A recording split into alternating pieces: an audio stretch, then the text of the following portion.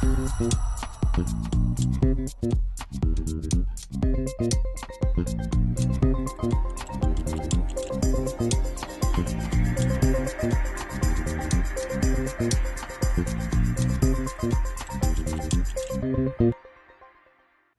everybody and welcome to Starto TV. My name is Eli Regalado. Joining us today is Justin Beck. Justin is the CEO and co-founder of an organization called PurBlue. Prior to starting PurBlue, Beck held several software engineer and program manager positions at organizations such as Microsoft and Google. Justin, welcome to the show. Thank you. Thank you. Justin, what exactly is PurBlue and what is it that you folks do? So PurBlue is we're a company that's making mobile and social games, more specifically deep location-based role-playing games. So our flagship product is called Parallel Kingdom. And Parallel Kingdom has been around for quite a bit of time, years actually. We actually launched with the initial release of Android back with the G1, if we can remember those days of antique, technology. Sure. But, Parallel Kingdom is a location-based role-playing game. So you kind of take over your city, capture your home, wage war against your neighbors, you build flags, collect resources, and make yourself more powerful, and then show people how powerful you are by dominating. When you talk about having this game basically being able to take over territory in your own backyard, what does that mean? Is it like a Google mapping type feature, or? Yeah, so the whole game is actually played on Google Maps. So, you can build buildings and you kind of see that it's relevant in the sense of, like, if this is a cross street that's really emotionally important to you, you can build that area, build your building on your home, or build your home or log cabin at your real log cabin that you have. If you have a log cabin, in real life. But so it's connected via the kind of Google Map. But the real relevance there is the emotional connection, right? People really want to own and control their own territory. So with that, then, was that the initial vision of Parallel Kingdoms? So Parallel Kingdom, since we started in college. We were an initial team of about 5 people, and we've now grown to be about 40 employees, which is cool. But the initial vision was actually created at 2 o'clock in the morning when we were sick of doing math homework, and the idea was, let's make a really simple role-playing game for the phone. Let's throw in GPS. Maybe it'd be good to make some money, but let's make sure it's darn fun. And so that was the vision that was crystallized then. And about 4 a.m. we were done. No, at 4 a.m. we had the first version, which we tweaked completely and changed dramatically. But that was the original vision that we still execute on today. So you're talking about a couple friends sitting around and creating a GPS mapping game on the Android device, and 2 in the morning. Most people I know in college were busy drinking beer or getting ready to go snowboarding. So are you guys all all software engineers, or are you guys kind of like a mixed bag, or? So me and my co-founder are both computer engineers. We're pretty geeky and nerdy. I mean, I would give us a lot of credit there. He's extremely passionate about games, and I was more passionate about entrepreneurship, and those two combined together is the ingredients that made PurBlue possible. Since then, we've brought in a lot more artists and artistic talent, along with statistics and marketing talent. And the kind of combination of this, the whole, we all work together as one team. So it's engineers, artists, marketing, statistics. I mean, the whole thing is kind of one operating organism. And so I would say that's how our DNA is very much that.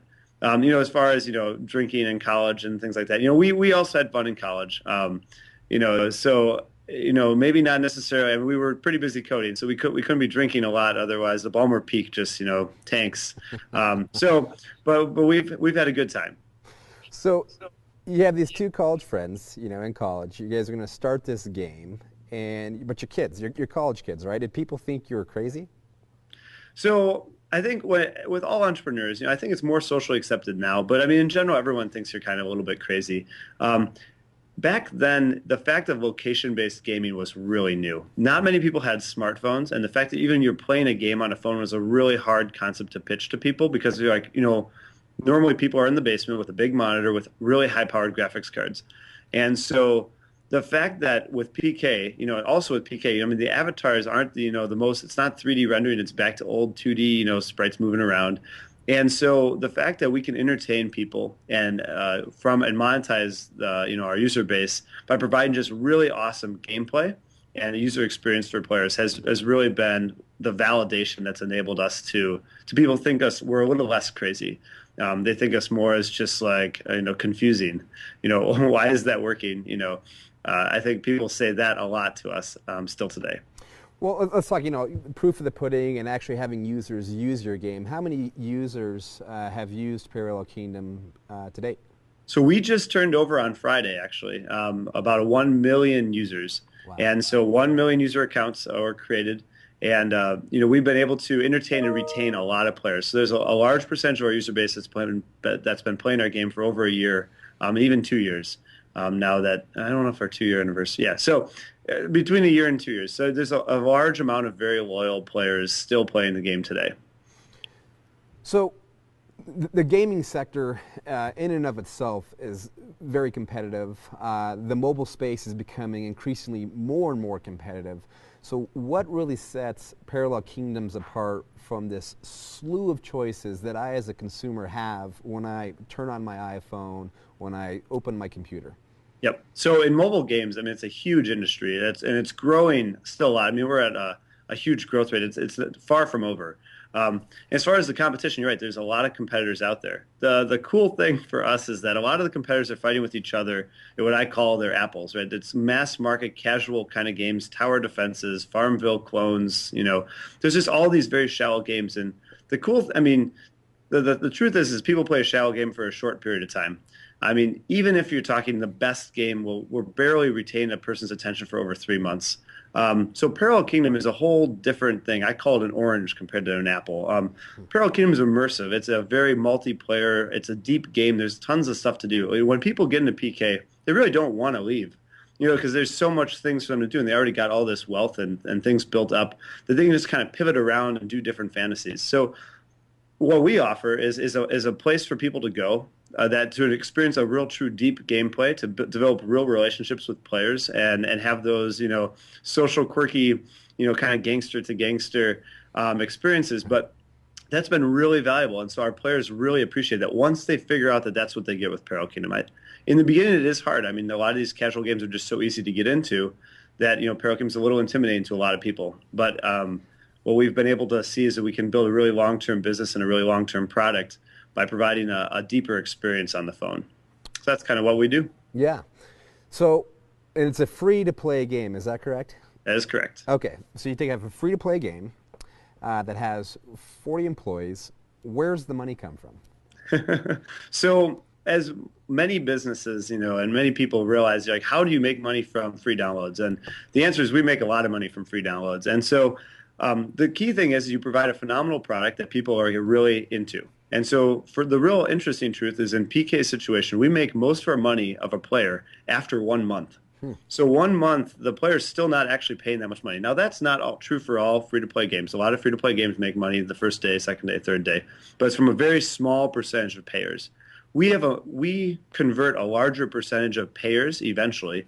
And then as they continue to play the game for the following months after 1 month or whatever, they will continue to buy virtual goods. So to really answer your question, they buy a pseudo currency. It's like a good, and they can use those goods to do all sorts of different things. So when they can level up their character, they can buy clothes for their avatar. They can go to the trade post, which they can then buy a whole bunch of commodities. So like, for example, instead of chopping down a whole bunch of trees and mining a whole bunch of stone, you can just go buy those commodities and then build up your awesome kingdom and castle by using the commodities that you purchased with currency, with this virtual good currency. So that ends up allowing us to monetize players because it gives them something of meaning to attribute and spend money on. That's not just like a speed up or not just making the grass grow a little faster, Right. but actually some like, hey, I actually got 1,000 stone, and I'm just going to build the awesomest castle, and then I'm going to wage war with all these other resources. I'm going to completely destroy you, and that's kind of fun. Awesome. So you're creating this entire virtual world mapped out on our physical world, so people have a more intimate experience with this game. Where do you come up with these ideas? I mean, this isn't something that most people would even begin to dream of, and here you guys have not only dreamed of it, you've got 1 million other people on board with it, and you're making money. So I would say, so our team is very, very neat. I mean, we spend a lot of time brainstorming and optimizing out ideas through a creative process. And so it's a very creative institution. We, what I call is a flat idea hierarchy, where basically anyone can come up with an idea, and if it gets validated and we can kind of like look at it, we'll do it. And so this is very similar to Facebook strategy in the sense of, they have the hacker way that was, Mark Zuckerberg's letter, whereas just the employees can just create ideas and just do it and implement it. So we have that. But the other thing I really want to give us a lot of credit, or not give us a lot of credit, but give those million players a lot of credit, because our players are extremely active and extremely vocal in expressing their opinions about the gameplay and where they'd like it to go. And to be really honest, that's been very helpful, because it's not just us sitting in a dark room actually it's a bright room, but it's not us just figuring out by ourselves what to make, but our players give us constant feedback of what they love and what they don't necessarily like. And that allows us to really, what I call like tempering steel, kind of tempering awesome gameplay. And without that, I don't think we'd have nearly the product that we have now. Right. So here at Starto, I mean, we deal with companies and have talked and spoken with companies, everyone from, small two-man shops, 40-person gaming companies like yourself, all the way up to, the biggest, baddest companies on the planet. And ideas are one thing, but how have you folks really capitalized on taking an idea from one of your employees or your users and actually putting that through to production for a value add? Yeah, so execution's everything. I tell people the same Right. thing. An idea is worth about a dime, and this idea the same. Peril Kingdom's idea at 2 o'clock in the morning is probably worth less than a dime. The real truth is you gotta be at it. You gotta go start working and pounding some pavement and putting things together. It took us 3 major versions of Peril Kingdom to make money. That's one thing. It took us 2 versions to retain customers. And before that, we threw away 3 prototypes because the testing was just bad, right? So it takes kind of some guts to just go build something and see if it's going to work. And then it's also got to take guts to throw it away and say, that's crap, and say, that is not what we're going to ship.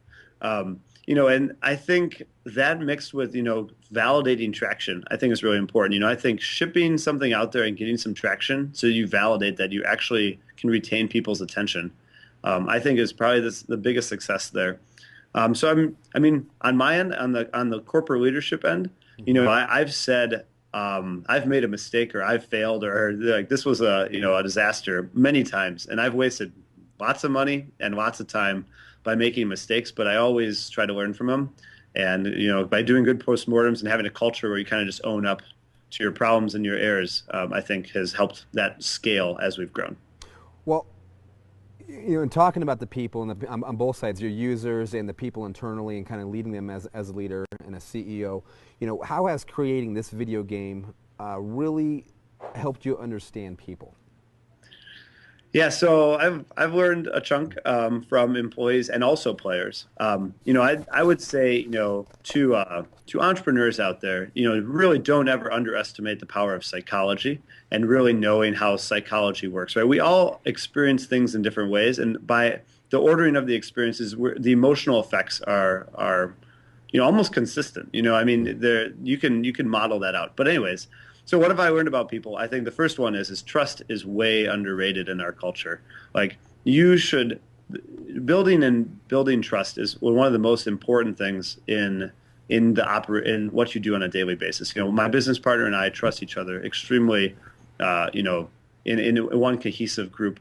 The employees are the same way. Like we have a lot of trust in this, and the players, players, they don't necessarily, they trust some of their other players, but they hate other ones and they don't trust them. So I think it's really exaggerated. It's really made it clear to me how important trust is in a lot of things. The other one is I'd say hard work is more valuable than raw intelligence. There were certain team members that when the chips were down, they would leave or they'd do something, and I'd be like, they would come back afterwards, like, can I have a job? And I'm like, no, and that's the trust mixed with like you gotta just be willing to slog through it sometimes. So. Those are my 2 biggest things I'll take my third one. The third one's happy. People love rewards.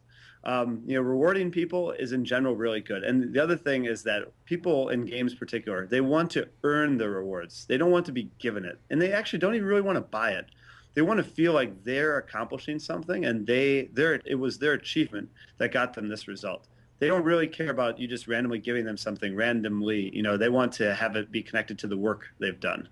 And yes, games are work. It's not necessarily, people play them like for 40 hours a day, and they don't really want to go to work. But at the end of the day, games are just like another job where you spend lots of time working at it. But it's fun, so people don't really care. Right. So what has, creating Parallel Kingdoms taught you about you yourself personally? So as far as myself, so I have a very broad set of passions. I really enjoy the challenge. So, Okay. I don't run Purbu for the money. I run Purbu for the challenge and the fun. And if you're an entrepreneur and a CEO, you don't get more challenge and fun than that. I mean, Right. it's very satisfying to give people jobs, to pay people, to give people entertainment, to create products that they love. I mean, that is a very rewarding thing. So I would say I learned that. That was one of the other key learnings. I think also having, for me, I think one of the reasons I've grown as a good leader of the company is I've been really able to take on new skills and able to learn on new things. And like if I need to also do financial modeling, well, I'll go do some financial modeling. If I need to learn some more game design, I'll go learn some more game design. And so as I've been able to move my skills around, it's made at least the board of directors a lot happier with me as a CEO because they're not worried about me being outpaced by the company because I'm always grabbing onto that new thing and willing to learn the new skills required, willing to humbly admit that I don't know how certain things work, or I don't know how these finances go, or I don't know how to model this problem, but I'm going to figure it out. Right. I'm some intelligent person, and I have some interest. So I've also learned that is something I can do, and that's something I enjoy doing. So those are my two postmortems, maybe. Yeah. For what I learned. Well, and having this, a sea of things that you constantly need to learn, and juggling product development and ideas and employees coming and going and just everything, what has been, out of all that, what has been the most challenging? With everything that you've just mentioned, what's the most challenging thing that you've ever had to face being an entrepreneur?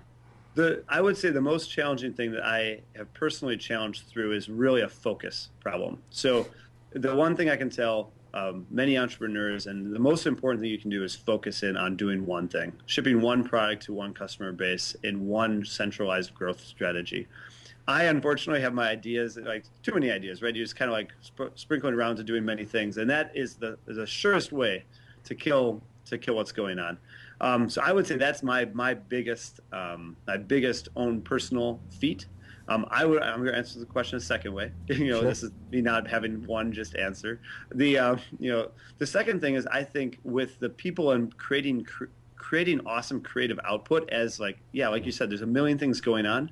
You have to balance and be able to be really good in prioritization, and to just really only do the most important tasks, and to just cut all the things that aren't important.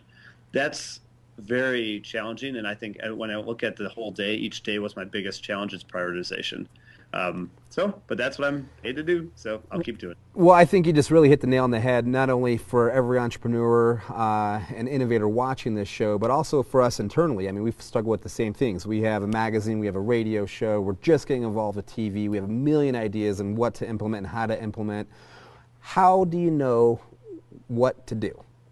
And I know that's kind of a loaded question, but it's an honest question. Where do you really know how to focus? And does your focus change if you feel like you're focusing on the wrong thing? So here's my technique. It's kind of a little complicated, but the first one is so there's three things. The first question is like, what do you want, right? What is your true goal that you want to be? Who's your role models? What's the picture that you're painting? So paint that picture first. So then take all the tasks and all your opportunities and put them on a list. And basically say, okay, if I'm going to sort to what gets us to that goal, what is the most important? And then you're doing the sorting process. So you're just sorting it all out to what's your best opportunity, what you feel like you concretely can do that's going to get you closer to your goal, and all those things bubble up to the top. So it's sorted most important to least important. Then you eyeball the list and see what can we practically actually accomplish with our staff, team, size, time, money, everything. You kind of eyeball that and then draw a line. Anything south of that line, you're going to cross out, not touch, not think about, just throw it away. It's completely worthless for you to think about because it's not important. And then, as far as what you do, you basically pick the top item and do that item first until it's completely done. Cross out to the next one, and you always work from the top all the way to the bottom. And I resort daily. So that's it. And so basically, it's this, it's a process, right? But The key thing is that crossing out and drawing that line and crossing out the stuff from the bottom. That's what people screw up the most. And in college is a great example, right? Teachers and professors give you all these homework assignments, and everyone expects everyone to do everything. And it's just like a complete mess. Like, no one can do that, right? And so the first thing a good student can do is just cross out all the homework assignments that aren't worth it. And by doing that, you don't worry about them. You don't even think about, I have to get over there to read. I have to read the assignment. I have to figure out what to do. I have to work with my team. I have to fill it in. All that goes away because you're not worrying about it because it's not important. And at the end of the day, the top 20% of what you do will produce 80% of the value. And we can just learn that over and over again by doing the wrong percentage of work, or we can just suck it up and just do the top. Right. So. That's great advice. And for the flip side of the equation, you're going to have many people watching this show who are kind of nervous about taking that jump, and who are hearing this and all the challenges that you've gone through. What advice do you have for somebody that wants to be an entrepreneur but is scared to death to do so? Right. So two things. One thing I would ask is, like, why are you scared? What is the true reason you're scared? Is it because it might fail, or is it because you might succeed?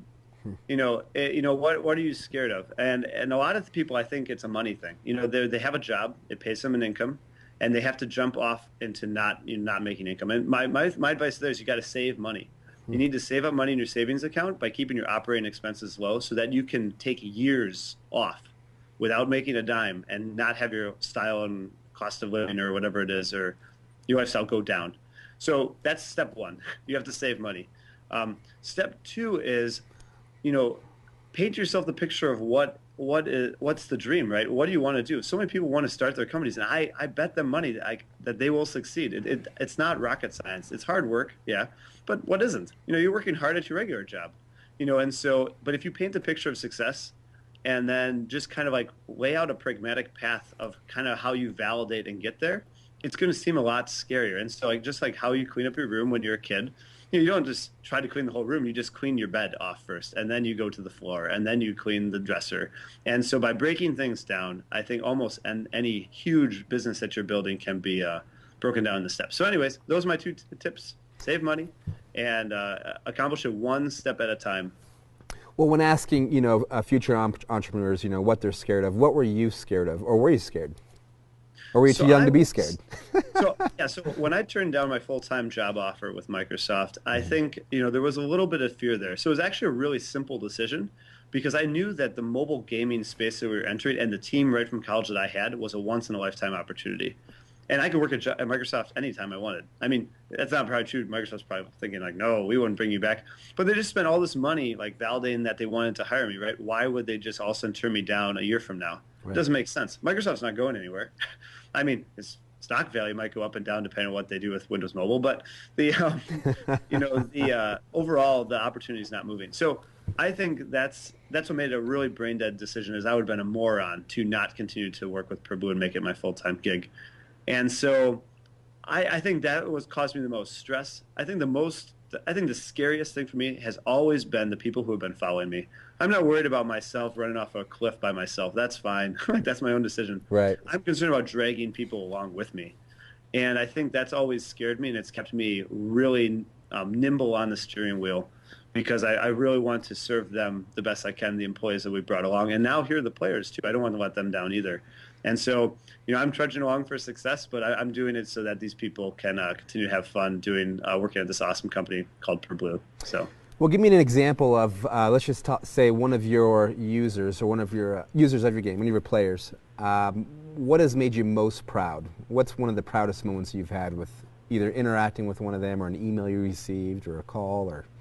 So we get a lot of feedback from our players, and Sure. some of our players are crazy. I have to admit, they send us very, very long messages explaining all the different things, and Sure. I think so that it makes me proud in the sense of they're so passionate about what we've provided them. Yeah. That's cool. That's cool. Sometimes it's a little disturbing, but it's cool. So I would say when you see the players so in virtual worlds in general, like we're all human.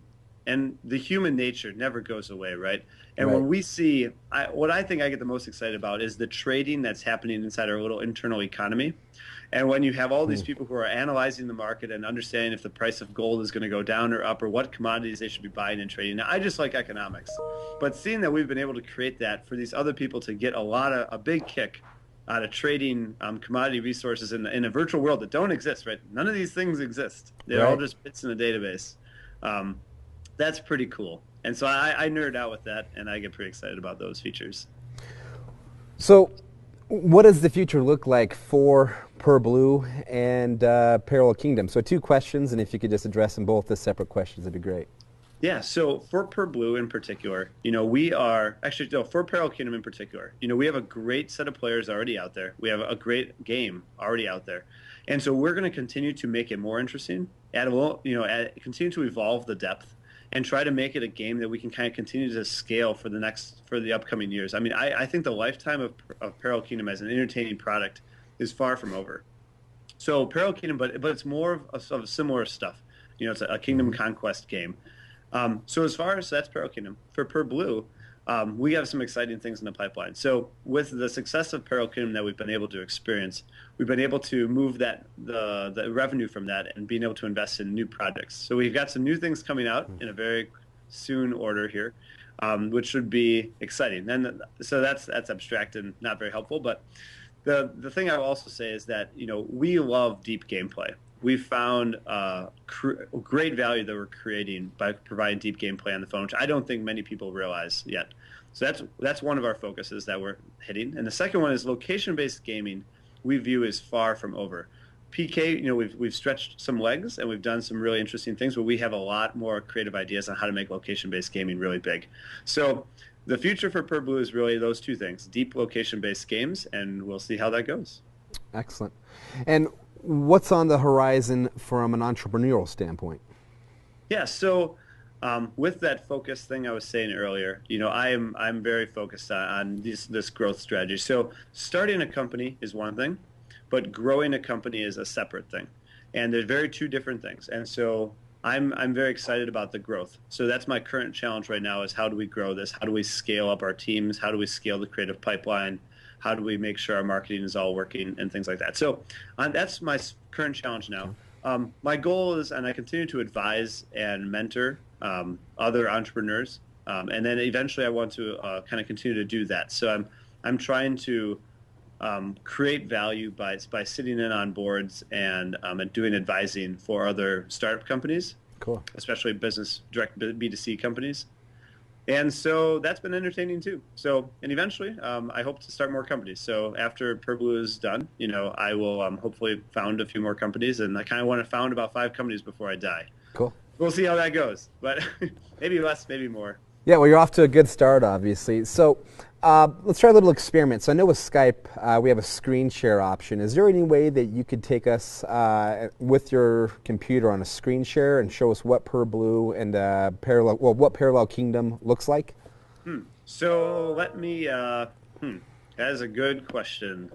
So I've seen it done. I've never done it, but I think there's a little screen share thing that... yeah, you know what? I think I might have to pass on this. Okay, no worries. Yep, I think for simplicity's sake, I'm gonna have to pass. Okay. Well, then how can fans and future users connect with you and PurBlue? Yeah, so the first thing is if they have a smartphone, you can Okay. download Parallel Kingdom and give it a whirl. That's, so just search Parallel or Kingdom PK, Parallel Kingdom. And you can also visit the website, and so I now see the purpose of the screen share. Parallel Kingdom, you can download in the App Store, Android, iPhone. You can also search for it on Facebook, I think. So we have a fan group. So I'm also available on Twitter. I Twitter at Justin K. Beck. So that's K as in cat, not K as in cat, and K as in like kitten. There we go. Got it? And so we Twitter a chunk. PurBlue also has a website, which we have a blog. I have a blog too, so I'm at justinkbeck.com. I mostly talk about entrepreneurial things, business advice, finance, hobbies, travel, things like that. PurBlue talks about games, deep location-based gaming in particular. So those are the ways, and we'd love for you to reach out. So feel free to follow me on Twitter or something like that, or shoot me a message. Um, I would love to reach out with people, and so. Great. Well, then obviously the core focus and mission of ICOSA is to really bring about collaboration and connection amongst leaders. Are there any collaborative partners that you yourself or your team are looking for, whether that be developers or other gaming people or anything of the sort?